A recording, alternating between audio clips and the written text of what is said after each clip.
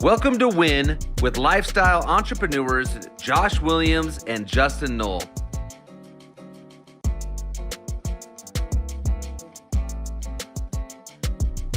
Each week, we will be bringing you inspiring people or messages to help you win in every aspect of life.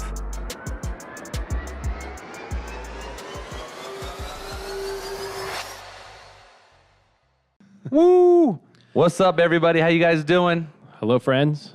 How you Hello, doing? hello. Hi. How you doing, TJ? I'm doing good. Thanks, Josh. There's smooth jazz. Yeah, smooth jazz. Smooth jazz. Josh Williams over here. Exactly. We'd like to bring our special guest on, TJ Kennedy. The only smooth Yeah. thing about you is that head right now. That is super smooth. is That's a fresh cut this morning. Exactly. Yes, it's good.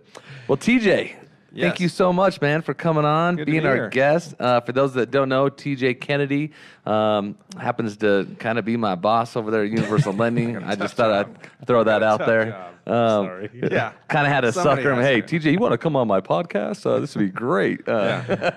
He called me about 10 minutes ago. And said, I need a last minute filler. He's not closing loans, so might as well come on the podcast, right? I don't think it really works, Joshua says. So why doesn't he come over and talk? He's like, Josh, I saw your numbers. I think all you do is podcasts. Exactly. Yeah.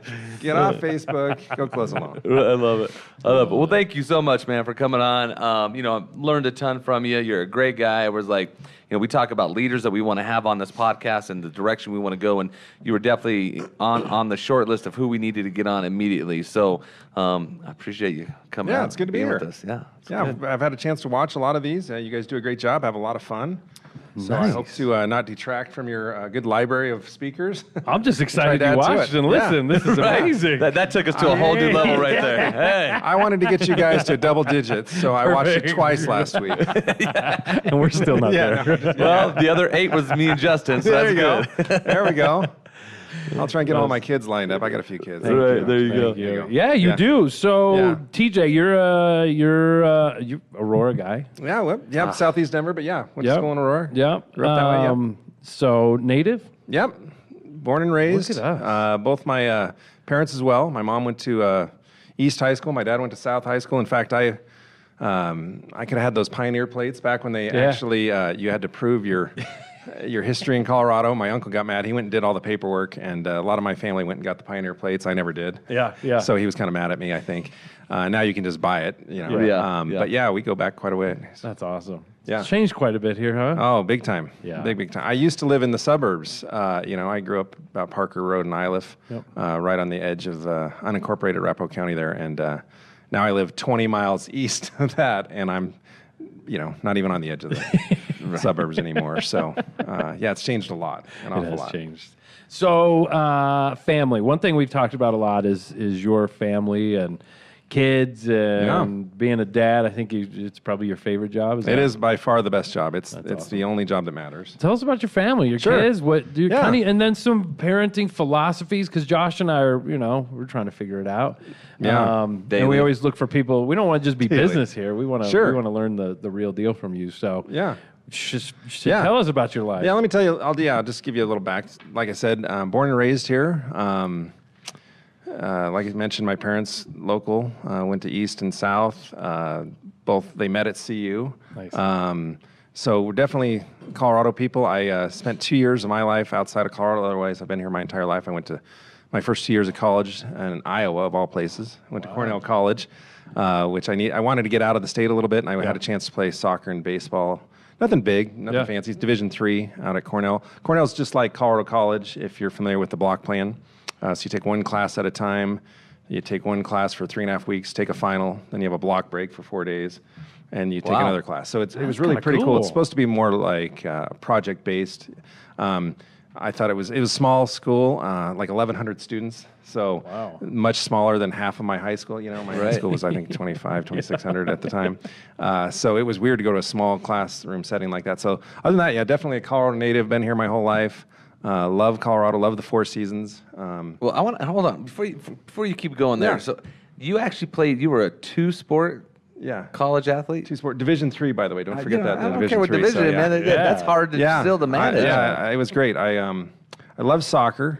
Back, back in the 80s and the 70s, when I was growing up, you didn't have to be a specialist. When was that? Yeah. When was it? Well, it was, I'm a little older than you two, I'll say. Yeah, so just to give you a little perspective, my 30th high school reunion is this summer. So nice. Class of 89, so definitely an 80s kid. But back then, you didn't have to pick your sport by the age of 7, right? You're one sport and commit to it. And club sports were starting a little bit at that point, but not really. I played soccer, and I loved soccer, but I never had a desire to play soccer year-round. I loved baseball, and so I felt like I had the best of all, where I played tennis, I played golf, played a lot of sports growing up, but those were my 2 team sports that I spent all my time doing. And so, I got to play soccer in the fall, baseball in the spring and summer.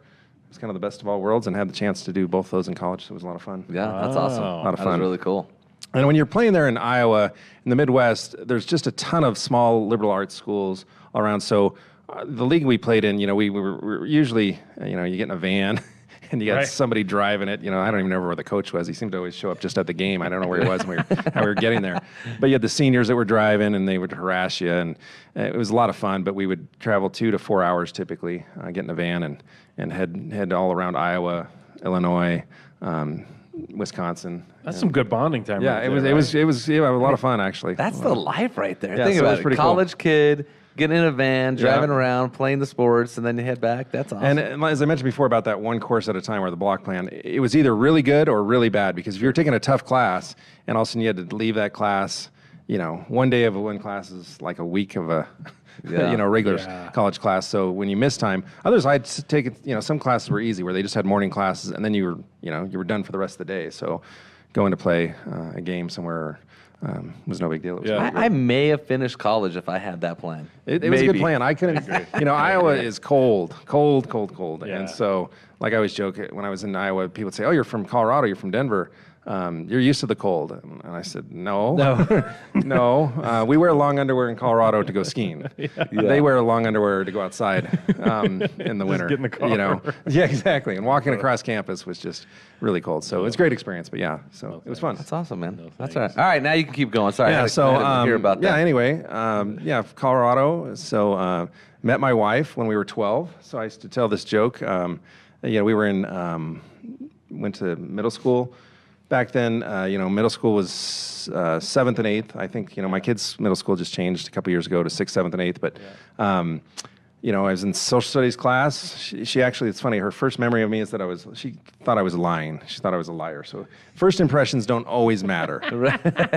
So, there's kind of that weird transition between elementary school and middle school where they still treat you like a middle schooler, and you came back from the summer break, and we're in this class, and they're going around the room, and they said, "What'd you do for the summer?" It seemed like kind of an elementary school question. And they're going around the whole room, and it got to me, and I said, "Oh, I went to Africa on a safari."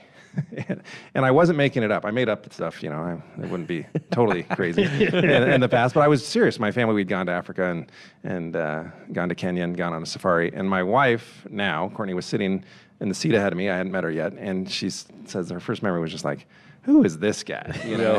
Nobody goes to Africa on a safari. What a liar. This guy's a liar." So anyway, I used to make this joke with my friends and your kids. They were older than us, or my wife's cousins and their older kids.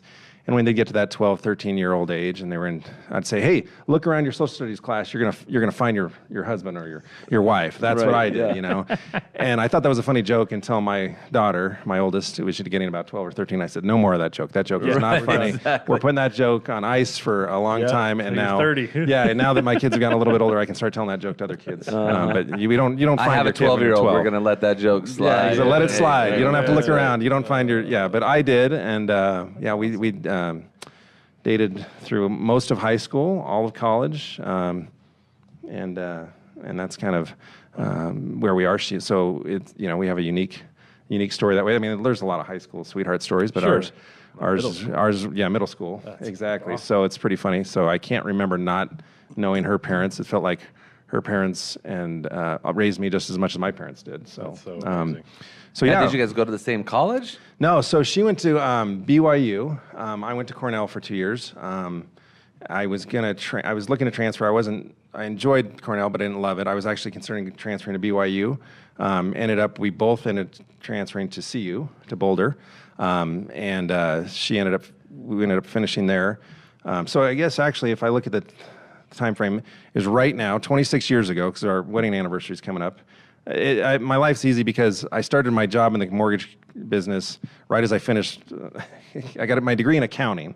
So accounting, I knew I didn't want to be an accountant. Super exciting. Just really fits my personality. Yeah.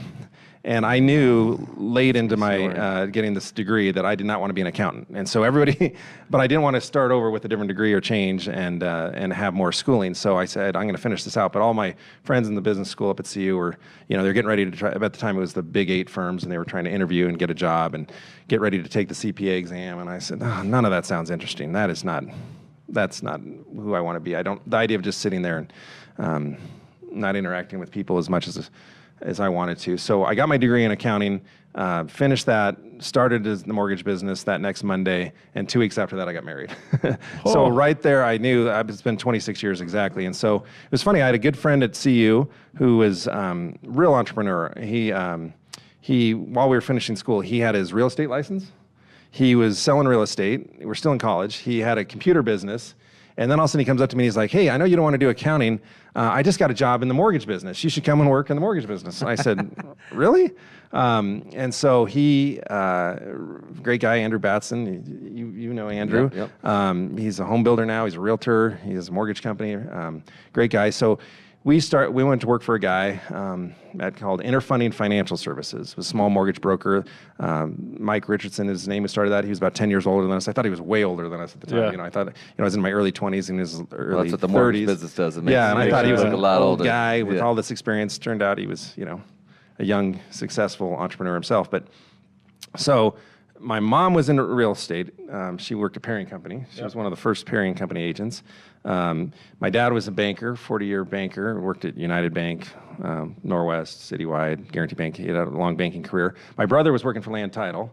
I said, I don't want to do any of those things. I'll show them. And you really got out outside the industry. I really stretched myself and started to get in the mortgage business. And that's kind of how I got to here. But so my wife was starting law school, so we got married, and then she went right into law school. So she finished from CU Law also, and then we have 5 kids. Yep. All of them are boys, except for 4 of them. So I got 4 daughters, 1 son, and my poor son. Not poor son. He's a great kid, but he's sandwiched between. He's surrounded. He's got 2 older sisters, 2 younger sisters. So.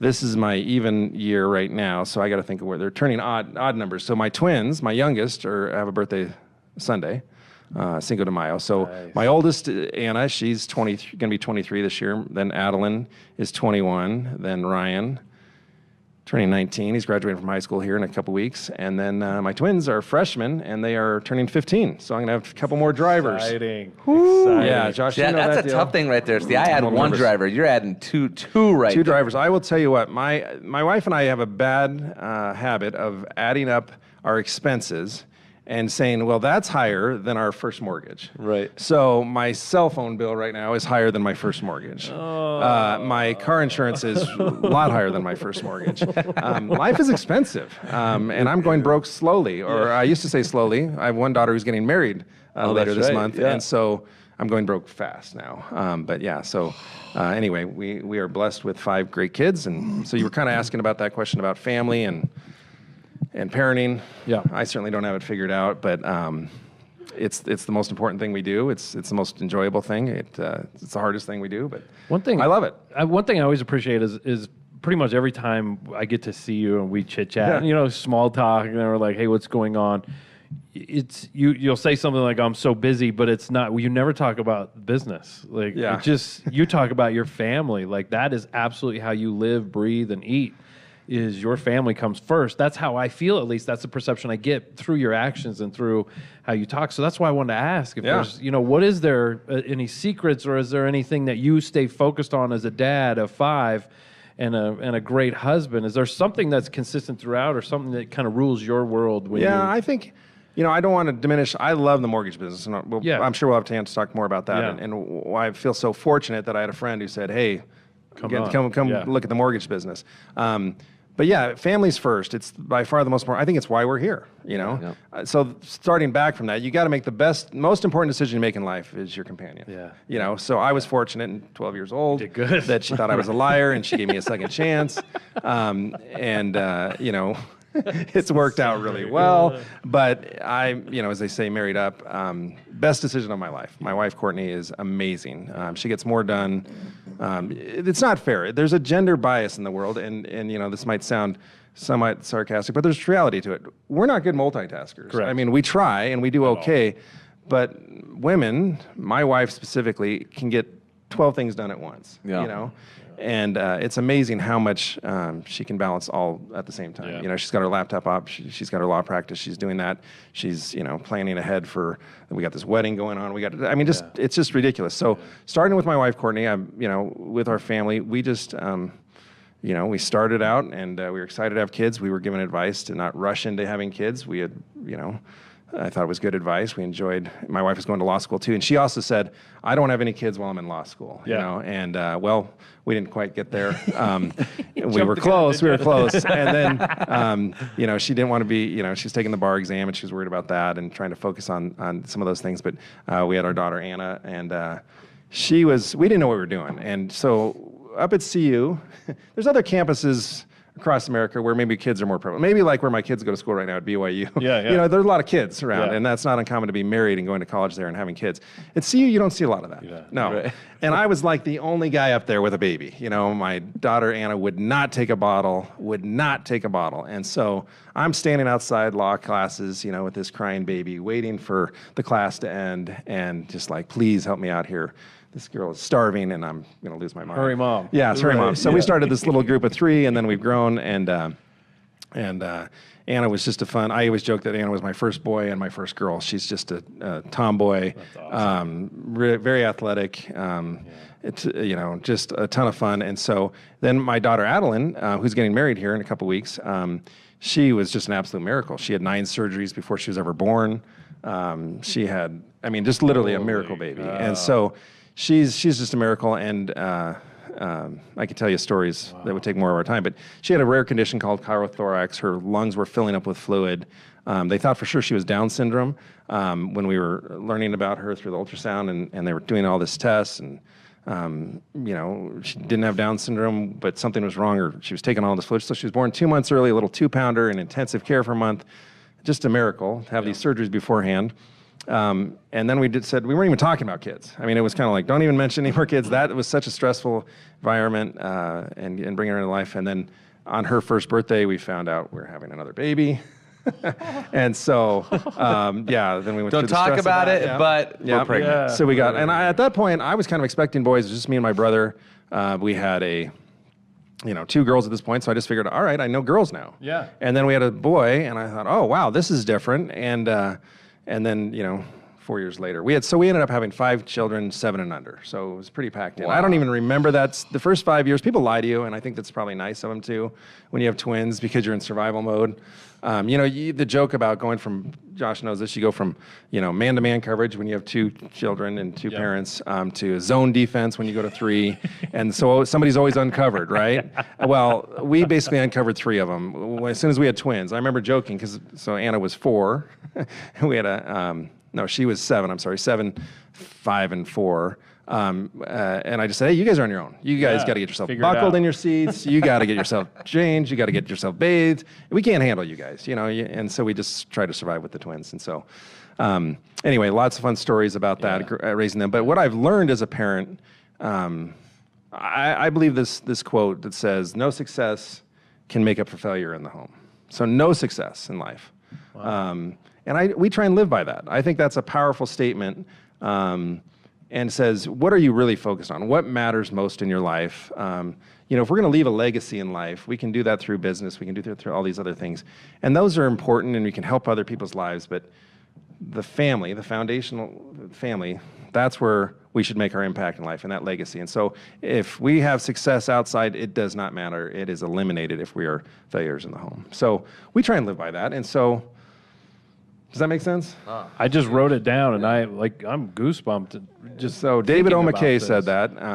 He's a leader in our church, and it's a fantastic foundational principle to say, I believe that. I mean, I know that to be true. And so if I focus on that, then it helps. But, we've also been blessed. I think if you can get a good one first, your first child, if you get lucky. We got lucky. We had a really good one first. Anna was just great. And she was very willing to take our counsel. And to follow through on that. For example, I'd say there's 3-4 things that we try and focus on as parents, and if we feel like if we've done that effort. Now, there's no guarantee, too, because you can be a great parent. We probably all know good parents that have had bad kids, right? And you can say, and then, I'm they sorry, always Mom and blame, Dad. exactly. I love you. Yeah, Josh, thanks for being Exhibit A. His poor mom. No. But the point being that, you can do the right things, and yet every individual, every human being has their agency, their free will to make decisions. Yep. And so nature, nurture, that all is important. I got 2 twins where I joke and I say the only thing they have in common is their birthday. Yeah. They've been raised in the same home. And they are just so different. Their personalities are fun, and they're different, and that's great. But they are not the same. So one thing that my oldest daughter did, that my wife did, that I thought was so great, is she started with the idea of what does your day look like? What should you be? If we're raising these kids, what attributes do you want them to have so that they can be successful and given the most chance for success? So my wife started out by saying to my daughter, Anna, when she went into kindergarten, was tell your teacher thank you at the end of every day. Okay. How simple is that? Yeah. How simple is that? She just said, okay, Anna, you're a 5-year-old. You're going to go over there and say, and it was Miss Hensley, I believe. And she'd say, Miss Hensley, thank you for the lesson today. Thank you for today. And she'd walk out. Every day she had this habit. And she just formed this habit. And she was doing it. She'd report back. Her mom would say, how did you say thank you? Yep, I said thank you to Miss Hensley. And we go to parent-teacher conferences, and Miss Hensley would say, I'm so grateful for Hannah. She tells me thank you at the end of the day. And we said, well, other kids tell you thank you. Not so much, So cool. And so then Adeline came along, and Addie went, and she had Miss Hensley, and she would say thank you, and then it would go on. And all of a sudden, my kids had this habit, and they got this reputation of going through the school of saying thank you. And so I remember meeting with Mr. Allen, and Mr. Allen had all of our kids. He was a 4th grade teacher at Frontier Valley there. And we went to a parent-teacher conference, and he said, I got to tell you how much I appreciate. There's 2 things. He said, I'd like to be at your house at dinner. And I thought, oh, no. You get nervous when any adult says, I'd love to be at your house at dinner time. Because, especially, one of our twins, you never know what's coming out of her mouth. And so we said, well, why is that? And he said, well, he goes, he was appreciative of the thank you for sure, and he was mentioning that. But he also said another thing, which was just a real proud moment as a dad. He said, I'm a sarcastic guy. And he goes, and I tell jokes. And he said, when the class starts at the beginning of the year, the kids don't understand my sense of humor. But he said, I'll make a joke, and I'll look out over 20, 25 kids, and one kid's laughing, and it's a Kennedy. and he said, and I was just like, yes, I've trained them well. So they understand humor, they understand sarcasm. So we try and make sure that there's a right balance of laughter and joy. And but saying thank you and having that gratitude is essential. I'd say the other things we try and really focus on in parenting would be service. You got to teach that the world's bigger than you. It's not about you. When you get outside yourself and serve and help others, you got to teach them to work. Work ethic is essential. And then lastly, it's their decision making. When we sent our first one to college, was she going to decide to do some of the things that we had taught her to do? Go to church, was an option for her at that point. Growing up, Sundays we go to church. Was she going to go? She decided to do that on her own. And so that's just a small example of that I think has a big impact of, you train them up, and then they're going to go up forward and make their own decisions. So. It's out of your hands. It's out of your hands at that point. And that's where, I don't know what happened, but I did blink. You joke about blinking. I mean, how do I have I mentioned she's going to be 23 this year. How do I have somebody getting married? How do I have a daughter getting married? That's beyond comprehension in a way. So I got to just stop thinking about it because I'm shocked. But then we feel like we're going to be empty nesters. Just having 2 in the home, we feel like empty nesters. It's like, so what's going on here? I'm the same way. I've got 2 in the home, and it's weird. Quiet, it's right? really weird. Like, because you're just used to having such a big group around and saying hey to everybody, and now when they come by, it's like they just come by and then they're gone. So let me ask you this question. It kind of relates a little bit to parenting, and it also relates a little bit to being leadership in your business. So it's hard when you get somebody that maybe you've got twins that are opposite. Let's say one of them doesn't have the same work ethic that the other one does. How do you manage that piece of it? Because not all kids are the same. You might tell your son, hey, go get me 10 rabbits. I'll give you $10 a head. TJ's got a little rabbit problem. Out there, we do have a little bit of a road. Right. So your son might go get that, right? Yeah. But somebody else might not. They'd be like, "Yeah, Dad, I don't want to do that." How do you build that work ethic into them? What are you doing to get that done? That's great. So you learn really quickly as a parent that one size does not fit all. One approach doesn't work for everybody. So I do think that there's a language. Of course, there's a book, Love Languages, and I think that's important. You do need to figure out what works with your individuals. Some of them are about affirmation. Some of them are about more huggy, more physical touch. Our kids' different approach. So those languages are important, but it's the approach you take with them that you just have to learn that they are different. And just because this worked with the oldest one or the second oldest one isn't going to necessarily work with the next one.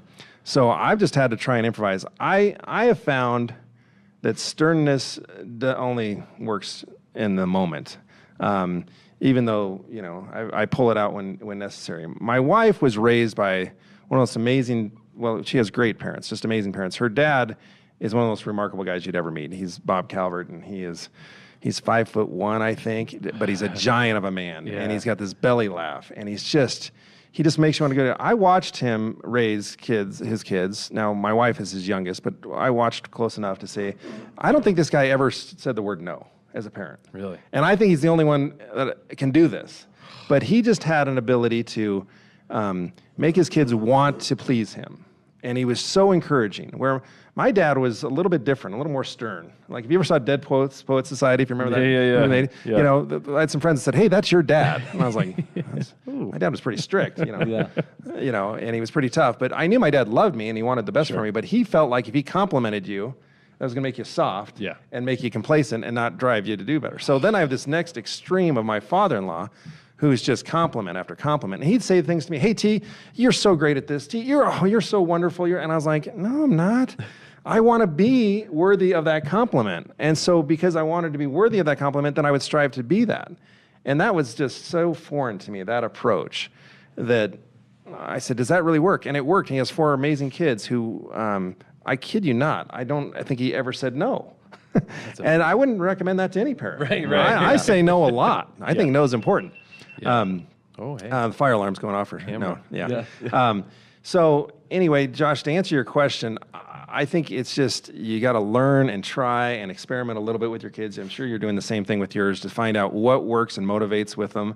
But I do think encouragement. What I've learned from my father-in-law and others, my mother-in-law does as well. It's amazing what a compliment and an encouragement can do, more so than a strict ultimatum. Yeah. And yet, firmness is important, and setting an expectation, then holding somebody to an expectation. Because the problem with, we joke about millennials, and I'm raising 3 of them, is that, participation ribbon, saying yes. Yep. Now, when are the consequences? When are the realities of life hitting them? And are you doing your job to prepare them?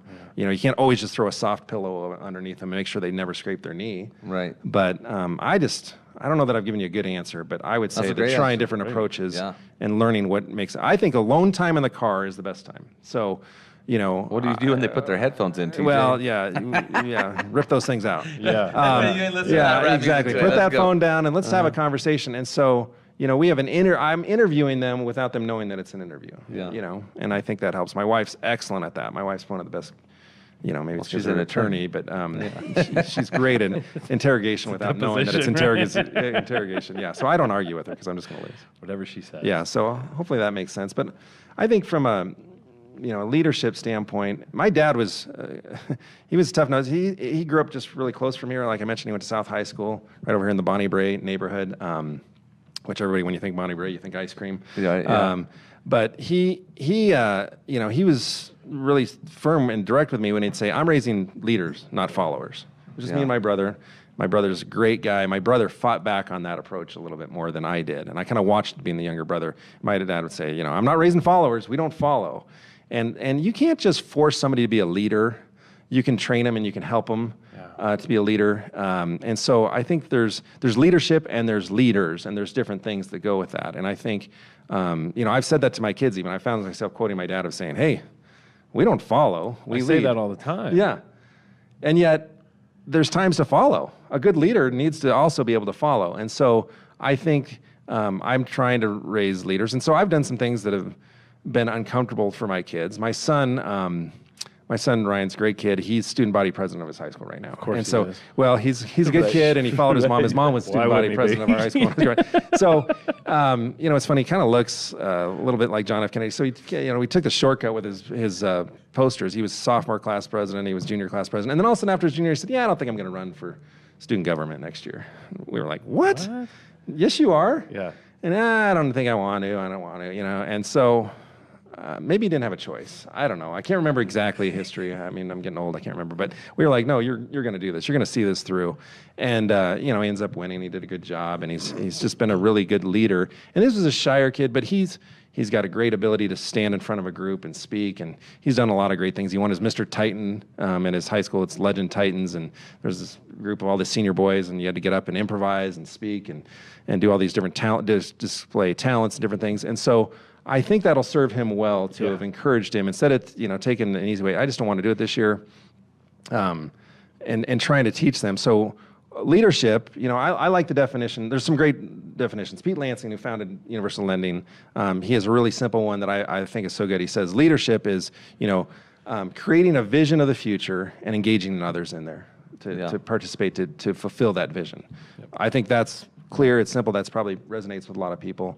I like to say what is a leader? A leader is somebody who gets you to, if somebody helps you to know more, to do more, and become more, then that's a leader.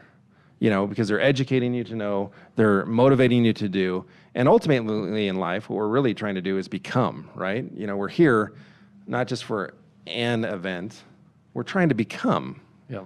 And so that to me is leadership. And so, but yet there are people that just don't have leadership desires. Sure. And they don't have leadership qualities. And, we use a culture index, which is kind of like a disc profile. Okay. Have you ever seen, Josh knows what our culture index tool is. Yeah, I've heard about it. I haven't seen it. And we use it for any applicant that's coming to our company. We use it for everybody that's already in our company when we first brought this on 6 or 7 years ago.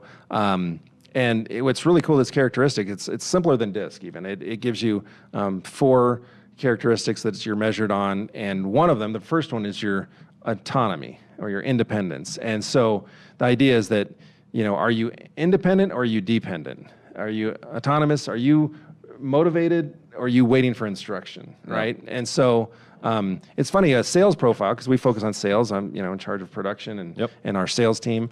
I want people that are independent. I'd much rather say, ask for forgiveness. Not ask for permission.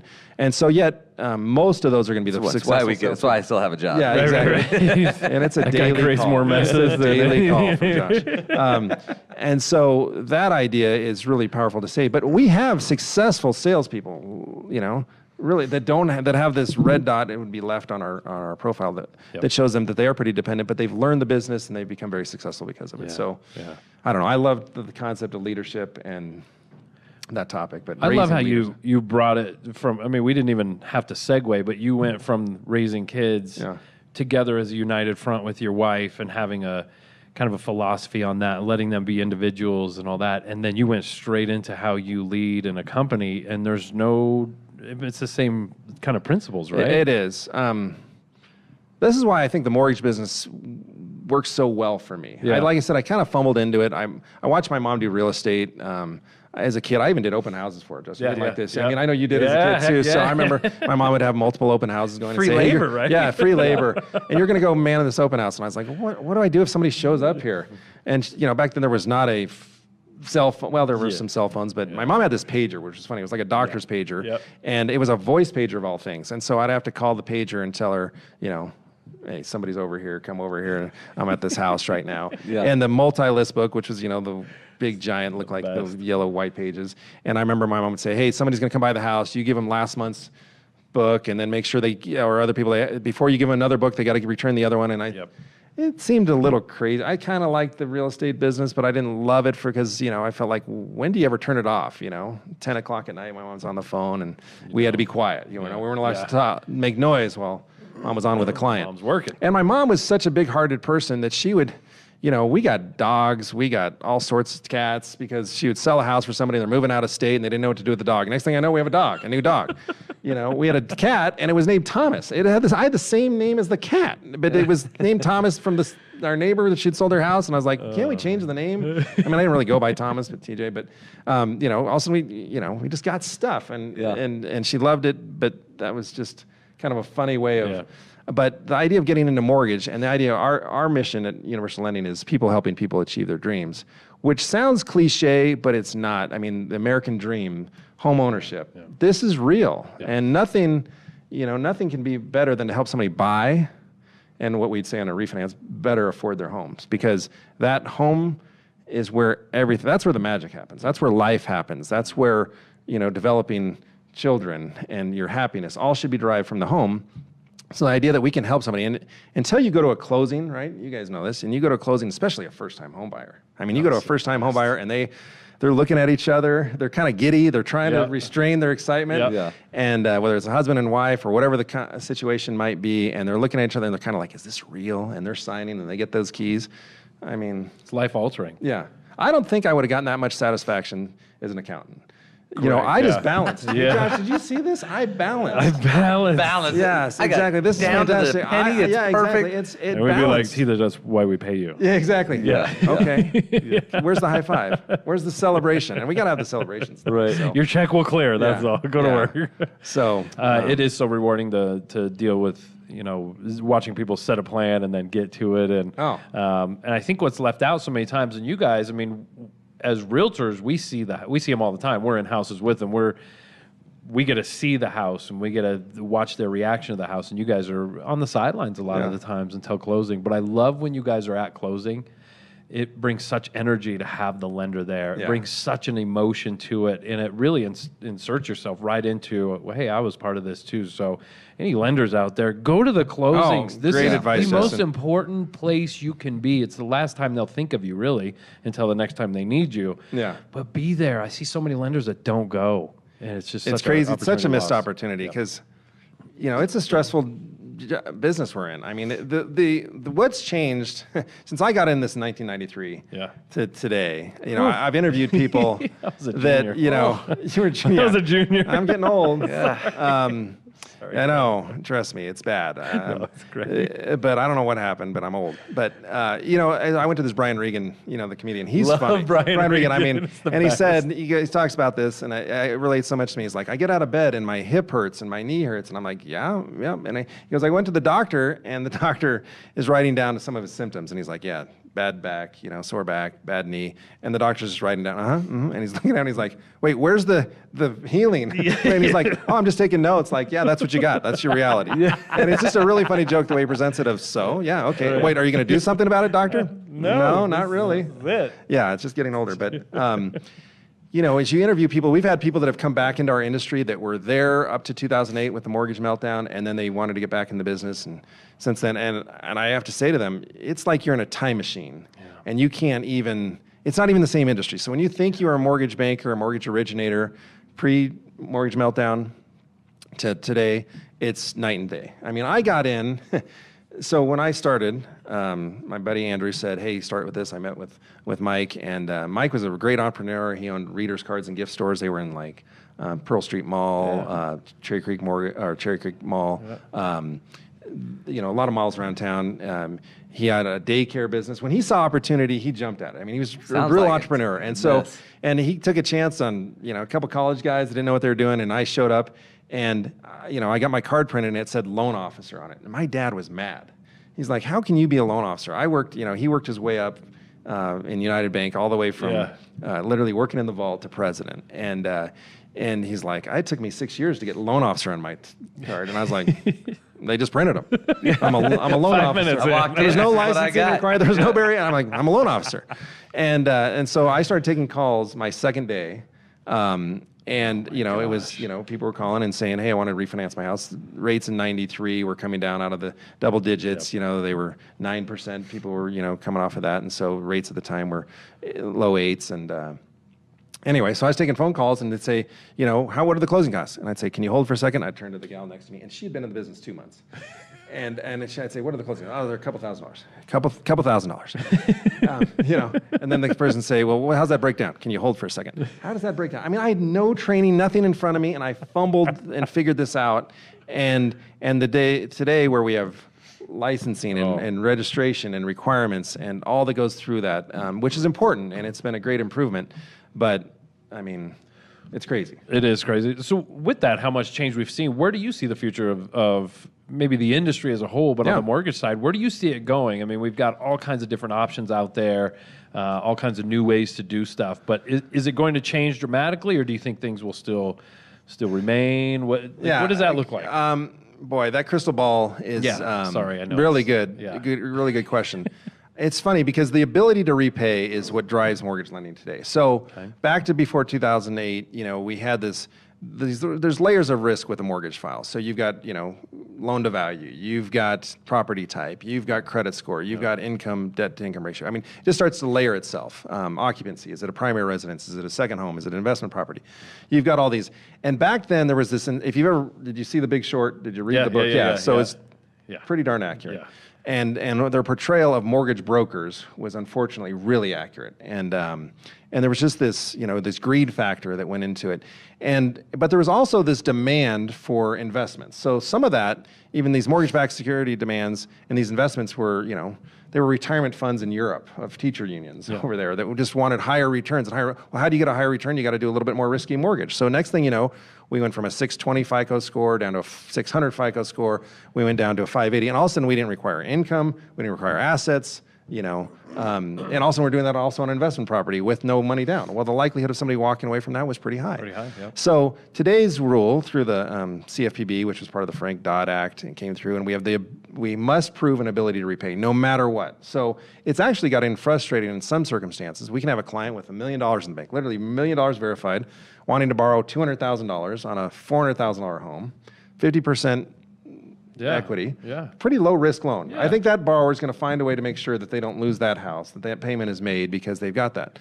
Well, but they don't have income. I have this exact scenario. Lady retired, her husband had passed away, so her income was gone, her assets were strong. She doesn't qualify. We'd rather lend in the industry to somebody who's got income, no money in the bank, but they've got income, and the life event happens to them. What's going to happen? They might be in trouble really fast. And so some of that is the challenge. So what does that look like in the future? We're starting to see what we call non-QM loans, which are not a qualified mortgage is a Fannie, Freddie, conventional FHA. It meets the definition of a qualified mortgage. So non-QM loans, starting to get back to bank statement loans, some other ways of qualifying and making sure that there's sources for that recently self-employed, and some other challenging situations might come in. So I see more of that coming into the market. I see the need for professionalism is more important than ever because education's key. The emerging home buyer right now certainly is the millennial. I joked about millennials. I said I'm raising 3 of them, but there's a reality to the millennials are buying later, but they're still buying, and they're starting to buy at a much greater rate now. We're getting close to where there's going to be more millennials than boomers, right? So as we study that home buyer, they have also been trained to not trust banks. When you think of a millennial, I grew up and I had a dad who was a banker who, when he had a bad day, I remember my mom would say, hey, give your dad some space. He's had a bad day. A situation went bad with one of his clients. And, but my kids, the kids of this generation, they know people that have lost their house. I didn't know anybody. Did you know anybody growing up that had a foreclosure? No, it was like I had breaking news. Yeah, the idea that anybody that I knew lost their home, their parents lost their home. I remember a situation where a friend had a dad who had a business failure. So I got to know a little bit about bankruptcy, but just generally.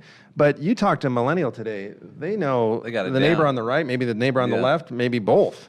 That lost their home and friends, and that's changed their attitudes on big banks. They don't like big banks. Absolutely, anger directed at the big banks, and I don't mind that. Because we're an independent mortgage banker. We're not a big bank. We're a better solution than those big banks.